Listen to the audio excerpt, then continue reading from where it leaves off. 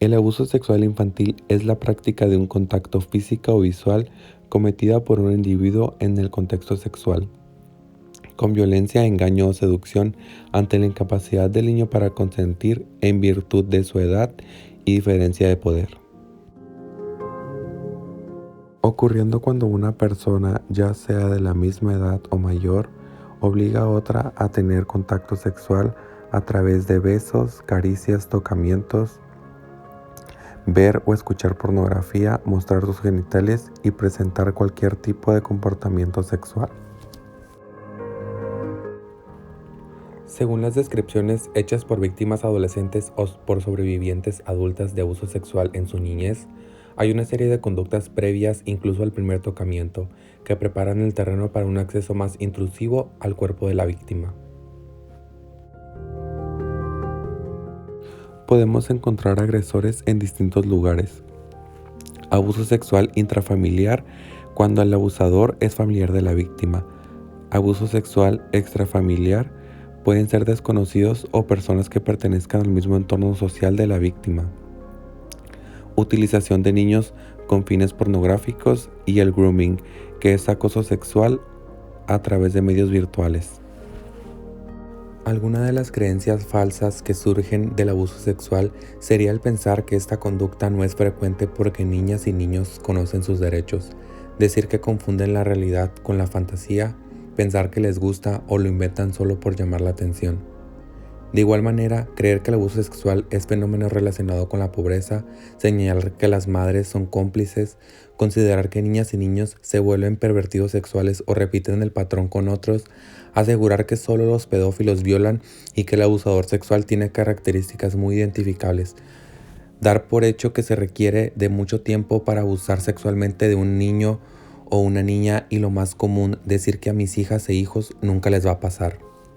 Tener esas falsas creencias en torno al abuso sexual pueden hacer la diferencia entre hacer caso omiso de todas las señales o estar atentos a los que nos dicen puede ser el cambio entre ser o no una víctima. Por lo regular, quienes llevan a cabo esta práctica emplean su poder, autoridad y fuerza, así como el engaño y la mentira. Puede ser un familiar, conocido de la familia, vecino, profesor, cuidador e incluso el padre o la madre. Desde luego, abusan de la confianza que se le tiene y utilizan premios, amenazan verbalmente, propician castigos, tienen conductas no esperadas, generan miedo o violación física.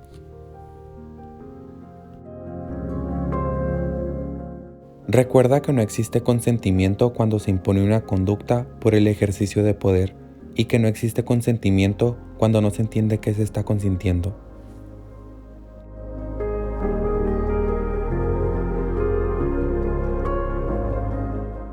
A continuación, hablaremos de las etapas del abuso sexual.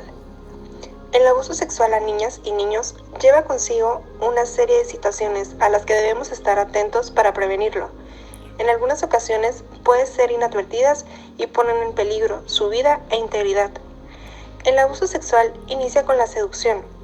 La persona abusadora realiza con la niña o el niño actividades que son divertidas y les gustan, con el fin de ganarse su confianza. En este caso tenemos algo muy conocido por muchas personas o algo que pasa muy a menudo, que es cuando la persona abusadora toma el papel de niño y hace ganarse su confianza jugando a la mamá y el papá, jugando o haciendo actividades que al niño le están gustando en el momento. Incluso pueden llegar a inventar actividades para que el niño se deje tocar con engaños y así le dicen que no le vaya a decir a sus papás. El segundo paso es la integración abusiva, en donde el abusador continúa con los juegos eróticos y sexuales como besos, caricias y tocamientos en genitales. En tercer momento, es el secreto para mantener la relación abusiva a través de la ley del silencio. El chantaje, o también le podemos llamar amenazas, por parte de la persona que en el momento es la abusadora. Y como el cuarto paso se encuentra la divulgación, que se da cuando la niña o el niño ya no toleran el abuso y deciden contarlo, cuando son sorprendidos por otra persona o cuando aparecen síntomas que generan sospecha. En este caso, cuando al niño lo que el abusador le está haciendo ya le está lastimando, cuando ya la está tocando con más intensidad y el niño ya no le parece o ya no aguanta más. Es ahí cuando el niño decide hablarlo, decide contárselo ya sea a un compañero, a alguna maestra o a alguna persona, o dando así también algunos signos para que sepan que el niño está siendo abusado.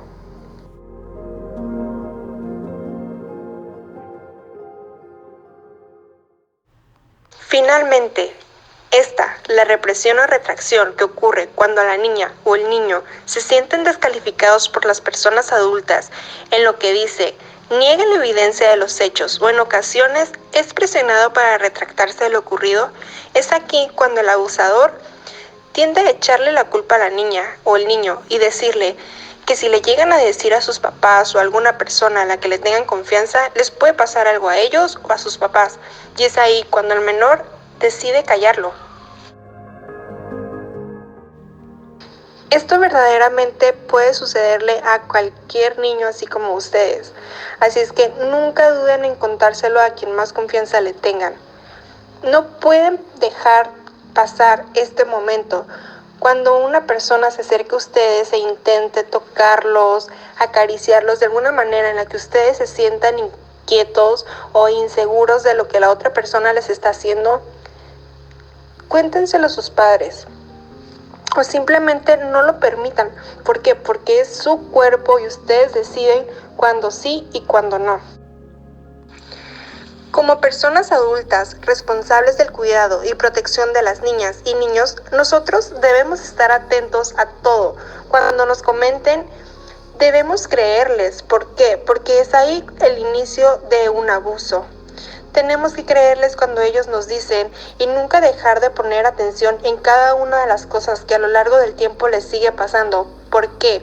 Porque siempre tenemos que estar al pendiente de las conductas, de las actividades, incluso de los juegos que ellos pueden llegar a realizar con las personas con las que conviven.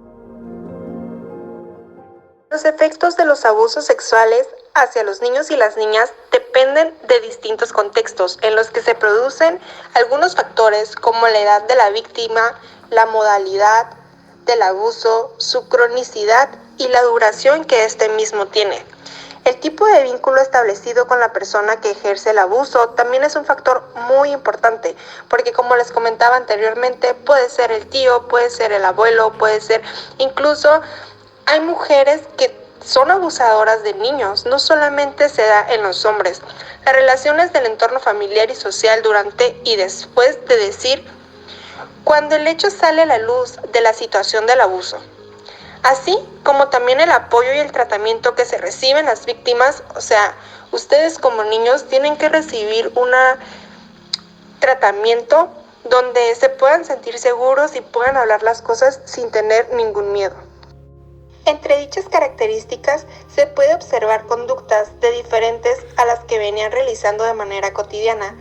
Por ejemplo, antes a ustedes les encantaba jugar a los bebitos o hacer ustedes las mamás de sus bebitos o cosas similares y ahora ya no. ¿Por qué? Porque el abusador, esa persona que incitaba a tocarlos o esa persona que los acariciaba de alguna manera en la que ustedes no querían, provocó que ustedes tuvieran miedo o temor hacia dicho juego en el que ustedes las estaban lastimando.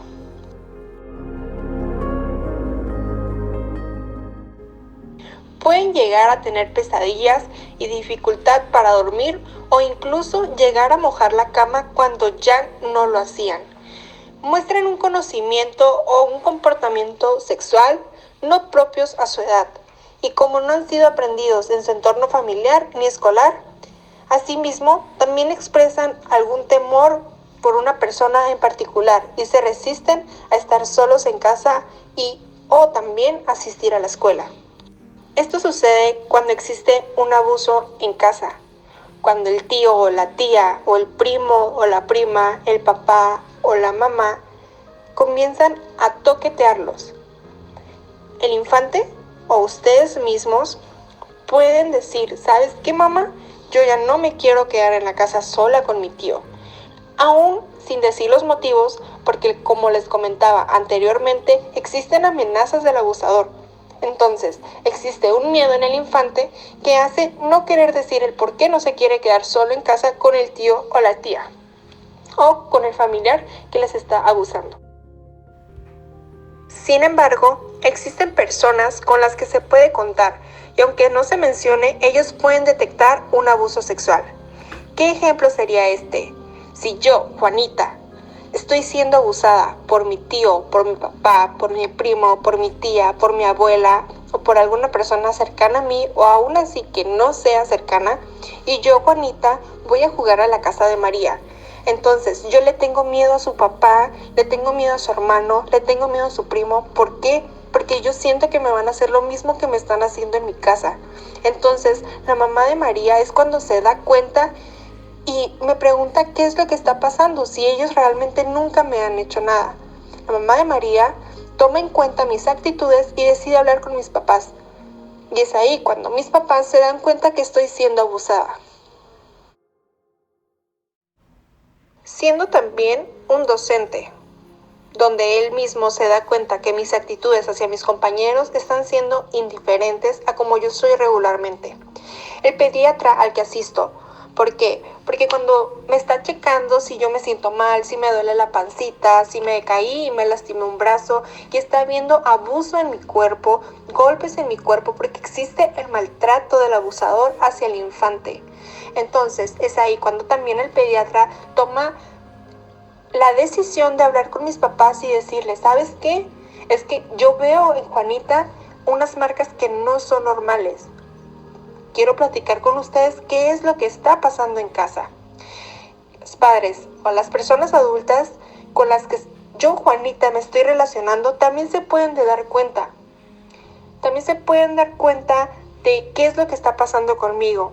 Porque cuando yo estoy en casa, estoy actuando de alguna manera indiferente cuando llega mi tío.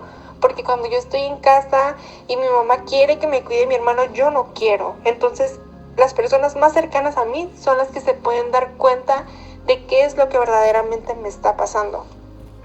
Estas personas adultas a las que ustedes les tienen confianza son las indicadas para acercarse al personal de salud indicado para la debida atención y tener una buena valoración y comprobar si verdaderamente es una víctima del abuso sexual.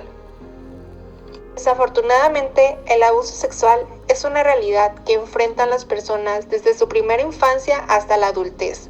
Por ello, la importancia de enseñarles a las niñas y a los niños el conocimiento, el respeto y el cuidado de su cuerpo y hacerlos conscientes para que se digan a sí mismos, es mi cuerpo y es mi territorio.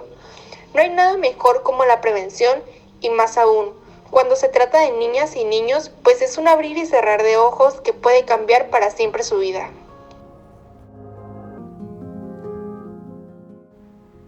A continuación, entraremos con este punto sumamente importante que es prevenir el abuso sexual es responsabilidad de todos. Por ello, debemos explicarles la diferencia entre una expresión de cariño y una caricia sexual. También es parte de nuestra tarea el que comprendan que cualquier persona, hasta un familiar, puede lastimarlos o hacerlos sentir mal, por lo que nadie puede tocar su cuerpo o hacerles caricias que los hagan sentir incómodos, aún siendo personas cercanas a ellas y ellos, y en especial que aprendan a reconocer que hay secretos que lastiman y que no puede quedar como secreto. Educar a las niñas y los niños en reconocimiento, autocuidado y respeto de su cuerpo con un lenguaje claro es sencillo e información de acuerdo a su edad. Esta es la mejor medida que los protegerá del abuso sexual.